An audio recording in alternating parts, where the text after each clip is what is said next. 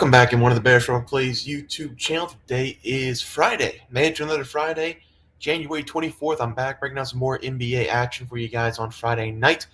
Have only one matchup, only 3 games on the schedule. I don't even love this matchup, but I like how this team played yesterday, and I think coming off of a loss, they're going to dominate the other team. So we're going to talk about that game. Games we have on Thursday night. Bucks currently playing right now, 125-96. Is going to be the final score. They are ticking out that clock right now. So Bucks minus 6.5. It's Gary Trent Jr. night. 7 of 10 from deep. He sparked the Bucks in the first quarter. I think they were down 18 points at one time, and Gary Trent Jr. by himself basically cut that game to 5. That sparked Lillard. That sparked Giannis, and then they've been up by 20 plus basically the entire second half. Also, Lillard 6 points in the last 1 second of the first half. 3 free throws. Heat turn it over, and then Lillard corner 3, fade away. Don't know how he made it, but he switched it. Player props. Sorry, Boston. Currently losing, have them minus 6.5. First quarter still very early in that game. I think it was a 5 or 6 point game in favor of the Lakers last time I checked. But that game is extremely early. LeBron James, as far as I know, does not have a 3 in this game. I took the over 2.5 at plus 145. I didn't want the 1.5 at minus 155, so I took the 2.5. Probably going to get screwed on that, but who knows? Jamal Murray had 16 points in the half. Haven't checked that game in a while. I know the Kings were kind of getting dominated, but he had 16 points in the half. So if he doesn't get his 5 points in the second half, it'll be a brutal loss. But hopefully he does have the 20.5. I hope by now he does. I mean, it's probably mid-third quarter by now. And, yeah, I just need 5 more points. So hopefully 2-0 so far. And then we have Boston and LeBron James pending on the night. But let's go look at the game for tomorrow. We've got the Cavs coming off of a loss, and I did say take the Rockets potentially on the money line if you need another play. They were at Houston. They won that game 109 to 108. Cavs lose by 1. That's playoff basketball. You want to watch, just go back and watch the game if you'd like, but that's playoff basketball. It's tight the entire way. 2 teams who will make the playoffs. The Cavaliers are a playoff team, but the Cavaliers, they have lost 3 of the last 6 games. This is a 33-4 team before dropping to the Pacers, Thunder, and the Houston Rockets in 3 of the last 6 games. So they are struggling just a little bit. Evan Mobley's not going to play in this game. I saw him on the injury report. But I do see Allen, Mitchell, Garland all playing in this game. So we should be good with the Cavaliers here on the road. Minus 9.5 coming off of a loss.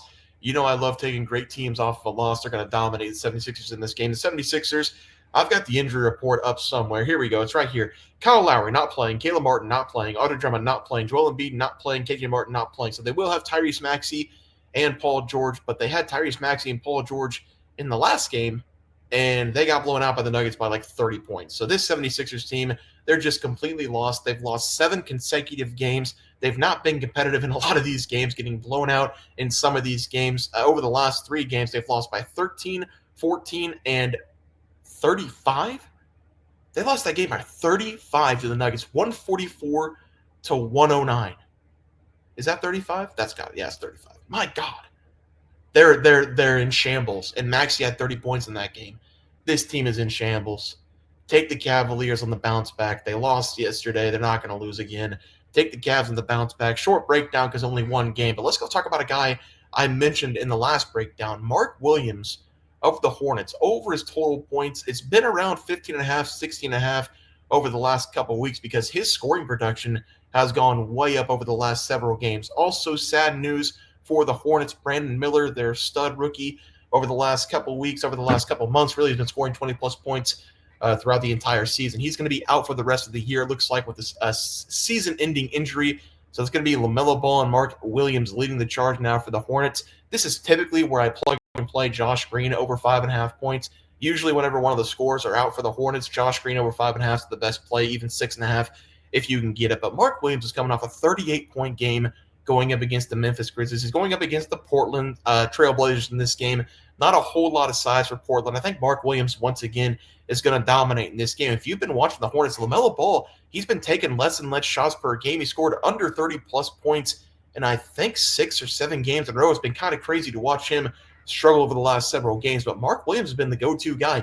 18 shot attempts last game, 14 of 18 from the field, 38 points. He has shot 14-plus times in 4 consecutive games, and he has been really, really good with his efficiency down low. 64% shooting on the season. I like him in this game over his total points as the first play. Second play of the night, DeJounte Murray, former Atlanta Hawk, now with the Pelicans. First year with the Pelicans, should have said former Spur, then Hawk, then Pelican, but he's with the Pelicans for his first season here. 17.2 points per game, 6.6 rebounds, 7.7 assists. That's exactly what the Pelicans were looking for. Unfortunately for the Pelicans, they've had injuries, they've had Zion Williamson problems, they've had all sorts of issues this season trying to get a healthy lineup on the floor. Not going to be healthy once again in this game. Looks like Zion's not going to play once again, but we will see CJ out there with Trey Murphy, who, by the way, starting to become a superstar. He was known for a 3-and-D guy, but this is a superstar player now. He's going to make a lot of shots in this game going up against Memphis. Memphis typically likes to get themselves in shootouts just because they play fast-paced and they don't have the best defense in the world. They're bottom 10 this season in the NBA on the defensive side. But I like DeJounte Murray in this game, coming off an 11-assist game going up against the Utah Jazz. He has been averaging 7.7 on the season. 7.5 is my guess. I'll play this up to 8.5, but the Pelicans, they do have some shooters on the outside, and I do think that's where they're going to try to attack Memphis in this game because Jaren Jackson Jr. is down low. No Zion Williamson to cancel him out, so I think the Pelicans get most of their points from the outside. I like Murray in this game over his total assists. He's going to find the shooters on the perimeter. They're going to knock down some shots. Over 7.5 as the final play of the day. Let's go to the NBA recap graphic. Cavs blow out the 76ers. They've been blown out in 3 consecutive games. Cavaliers coming out for loss. Love the play there. We have Mark Williams over 15.5 points, maybe 16, maybe 14.5, but it's going to be somewhere around there. But he's been really efficient from the field over the last several games. And then DeJounte Murray over his total assists. My guess 7.5 for right now. I'll play it up to 8.5 going up against the Memphis Grizzlies. Should be a fast-paced game in that one, so I like his total assists in that game. Guys, it's going to do it for the NBA picks and props for Friday, January 24th slated games. If you guys enjoyed the content, please sure to drop a like this video and subscribe to the channel below. See you guys next video, and thanks for watching.